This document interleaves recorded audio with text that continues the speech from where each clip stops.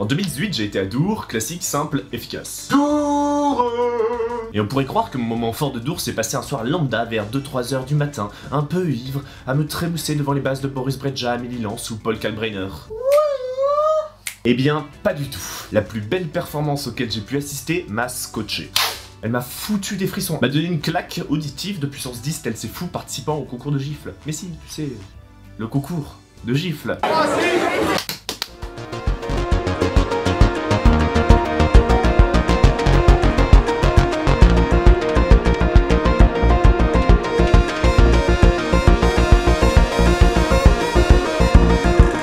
Nils fucking Fram. Ça faisait un méga bout de temps que je voulais faire une vidéo sur lui et vous le faire découvrir par la même occasion. La touche de Nils Fram, ça a été d'allier l'électro au classique. Ça a été d'ailleurs un véritable précurseur. En même temps, et qu'on se le dise, on va pas faire une vidéo sur Jean Mich tout le monde qui prend son café tous les matins près de l'église. Bon après tu me diras, il y a bien des gens qui font des morning routines.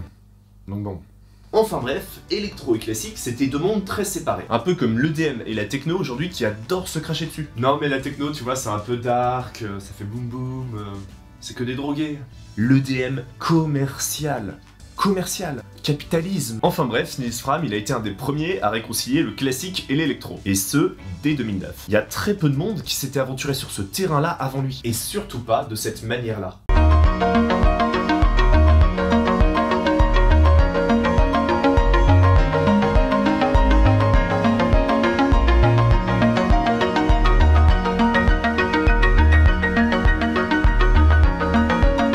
Et le résultat, il est merveilleux. Il arrive à faire aimer l'électro à un fan de classique, et le classique à un fan de l'électro. Par exemple, Nils Fram, c'est une très bonne approche si tu veux faire découvrir les musiques électroniques à l'air grand. Et qui sait, peut-être que la prochaine étape, ça sera Gestidorex ou Dartek. Elle va très certainement kiffer. Vous êtes prêts pour votre sandwich à la bite?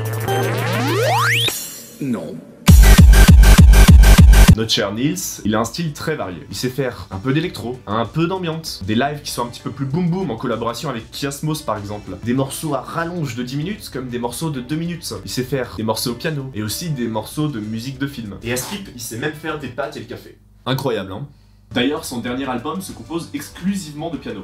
Alors perso, c'est pas mon truc, mais n'oublie pas Mergrand, son instrument de prédilection.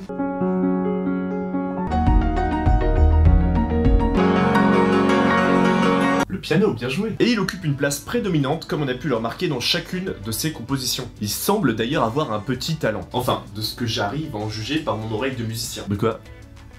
Savoir faire Wonderwood sur la guitare à la plage pour flirter, c'est pas être musicien? En bref, tous ces morceaux suent son talent et sa dextérité au piano. Mais ce qu'il faut faire, c'est vraiment aller le voir en live. Oui, je sais, je dis ça à chaque fois que je parle d'un artiste. Mais c'est parce que les artistes, ils arrivent plus particulièrement à nous toucher en live. Et Nils Fram en live, il touche grave. C'est pas ce genre de concert où tout le monde va sauter, danser et se déhancher pour faire le beau. Nope. C'est plutôt un concert où les frissons vont parcourir la foule, tu vois. Où ton corps et ta tête, ils vont se balancer mais inconsciemment, sans que tu le saches, et doucement de gauche à droite en suivant le rythme. Où tu vas avoir ce petit sourire qui va surgir et sans t'en rendre compte. Moi je te dis, c'est quelque chose à vivre et à entendre. Mais pas que, c'est quelque chose aussi à voir. Le voir jongler entre ces différentes positions et ces différents instruments sur scène, c'est super impressionnant. Et surtout se dire qu'il fait tout ça tout seul, c'est ouf. Ah, la magie des loupes. Ah, la magie des loupes. Ah, la magie des loupes. Mais si vous devez retenir une musique de lui à écouter, sans hésitation, foncez écouter Says. Pour moi, c'est clairement au niveau d'un Time de Hans Zimmer. Voire même un chouïa au-dessus niveau frisson. Alors fais-moi ce putain de plaisir, s'il te plaît. Quand tu écouteras ce morceau, tu te mets au calme et tu fermes les yeux. Et là, tu te laisses emporter par cette mélodie qui monte pendant presque 9 minutes. Tu vas voir, c'est la folie, ça fait remonter des trucs en toi, tu philosophes sur ta vie, sur ce qui se passe, sur pourquoi, du comment. C'est fou.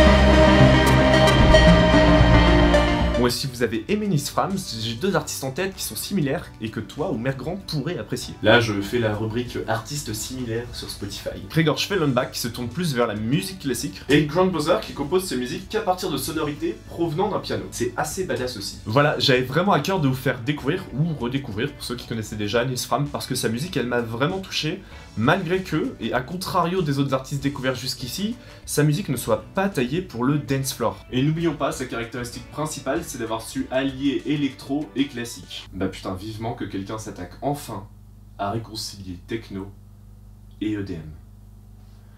J'espère que la vidéo t'a plu, comme d'habitude, n'hésite pas à t'abonner, à liker la vidéo ou même à mettre un commentaire, ça me motive toujours beaucoup. Merci beaucoup et à bientôt.